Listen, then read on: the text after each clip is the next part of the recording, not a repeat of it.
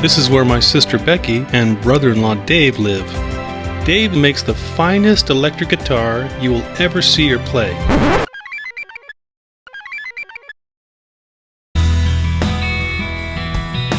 Some of the woods that I use, generally for the body of the guitar, I'm going to use mahogany. And then for the top of the guitar, I use various woods. Ash, it's got an interesting grain and nice tonal quality. One of the most common wood tops is maple. Colorful woods, we've got purple heart, obviously purple. Paddock, which is a bright red-orange color. Morado, which has a obvious grain pattern and nice color. And for dark accents, I use a wenge. Some that is just almost like ebony, it's just totally black. Some wenge that's got a lot of grain to it. Canary wood, and so many varieties of the canary wood. These are the templates that I have made for the most popular shape of guitar that I make, showing the perimeter of the guitar as well as the chambering within the guitar. Different body style here. Template for the headstock, templates for the control cavities.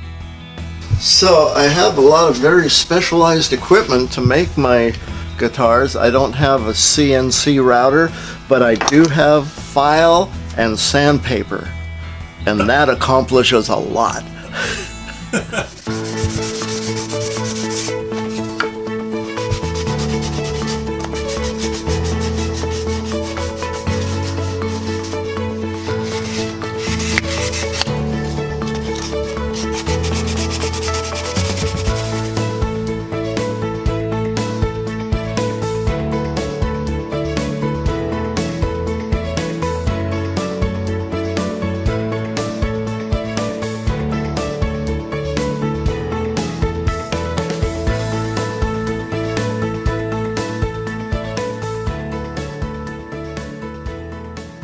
All right, well, here's the reason I got started building guitars in the first place. I'd been playing guitars for 60 years and kind of started collecting guitars, and not just to display, but to play. And so, you know, it didn't matter how much the guitars cost, they always needed some work.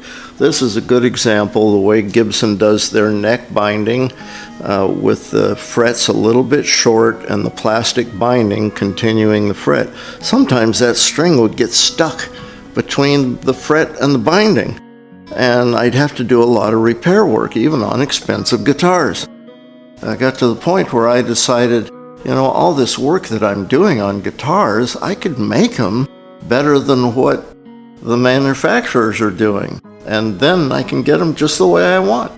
So that's what got me going. I started making them and doing a better job than what I could buy.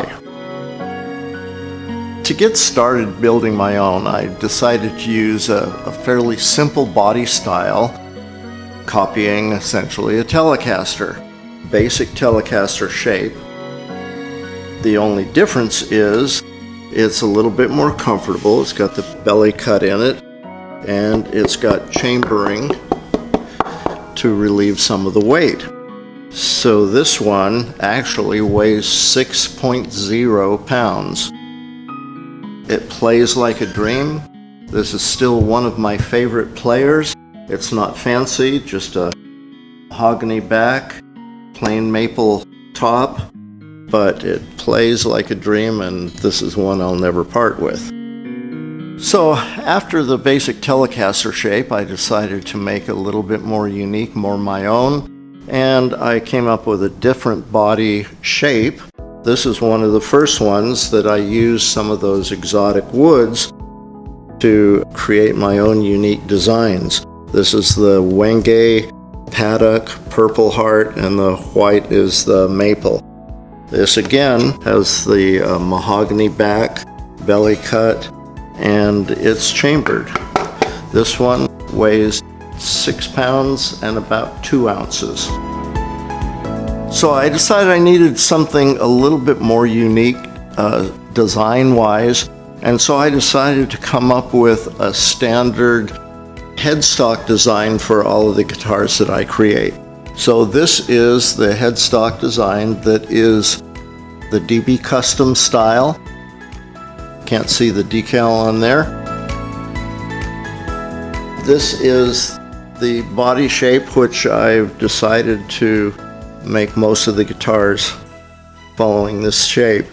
The woods in this one, again, the body mahogany, and this has an ash top with just a few accents of paddock and wenge. The ash is really a nice grain in this one. And to make it a little bit more unique, more my own style, I decided to do a cove routing around the body, which is not seen anywhere else.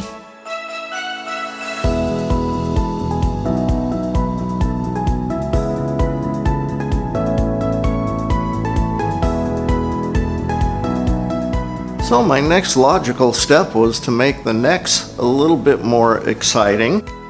So I decided to, instead of the typical rosewood fretboard, to start using some of the hardwood, exotic woods to laminate together for the necks. This is one of the first ones that I decided to do that with. Other than that, it's the same design features. Some of these with the cove routing have binding. This is a couple 3-layer binding. Again, mahogany back. And the backs I decided to spruce up a bit with the little center stripe with exotic woods as well. And 6-string electrics are not the only guitars that I'm making. This happens to be a 12-string electric. And this has a lot of unique things going on with the wiring. It has a bypass for the tone, it has a phase switch, and it has a Telecaster 5-way switch, so I can get the 2 pickups in parallel or in series in addition to the other features. The fretboard is unique hardwood. This is the paddock, as well as the headstock facing paddock. I've also experimented with different guitar neck shapes. This one you probably won't be able to see on film, but this one is an asymmetric V. The top of the V is coming down a little bit asymmetrical. It's not right in the center of the neck. And that fits into the hand a little bit better. The deepest part of the hand is not right in the middle. And so by doing that, it fits into the palm of the hand.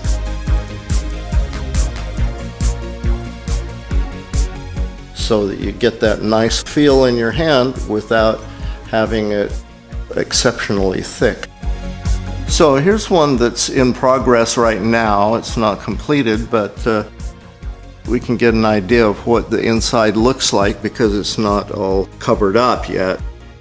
Hasn't been routed out for pickups, but again, the exotic woods and the cove routing around the edges, which is so typical of my guitars. Inside here we can see the chambering. You can see the joint here. The cap is about 5/8 thick, and it's been routed out just like the mahogany has been routed out. And if we can see in through there, the entire inside is routed out. So you might say it's like an Epiphone Casino, just a hollow body. Always looking forward to trying new things, and I wanted to take the Stratocaster one step further as far as comfort. And so I decided to make this one. This is the only one that I've combined the natural exotic woods and paint. This case, a burst paint, a sienna burst. This one, I mean, you can see it has an extreme forearm contour as well as a very large belly contour. The whole guitar is form-fitted, so it just wraps right around your body. Even the bottom bout is again form-fitted to wrap around your body. This particular guitar, when you've got it strapped on, you don't even know it's there. It just becomes an extension of your body. You don't have to fight the sharp edges of a Les Paul. You don't have to fight the weight of either a Les Paul or a Stratocaster. Again, this is chambered. I'm not sure of the weight on this one, to tell you the truth. I think it's still right around 6.5 pounds. This one is a little bit unique electronically. It's got a lot of things going for it as far as the pickups. Twin coil humbucker pickup in the neck, but the bridge has 3 separate coils, a switch network so that I can separate and play one coil at a time. Any combination of the coils using switches on the mounting ring, as well as a micro switch down here. Just to give an idea of some of the wiring that I can do in the guitars, this is actually going to go into the guitar that I'm working on now. I do all the wiring outside of the guitar first, and then just insert it into the guitar. This one has a Stratocaster super switch so that I can get a lot of variation in tones, as well as push-pull pots on the volume controls so I can do various different wiring schemes. It also has the tone bypass switch. So a lot of interesting modifications that we can do electronically to the guitars to make them sound extremely unique. Threefold purpose to my guitars. One is that they've got to be good players, they've got to be aesthetic, and they've got to be comfortable. Now, in addition to a good setup, which makes them play better, they've got to stay in tune no matter where you're playing on the neck. Part of that has to do with intonation. And intonation at the bridge only corrects part of the problem with tuning.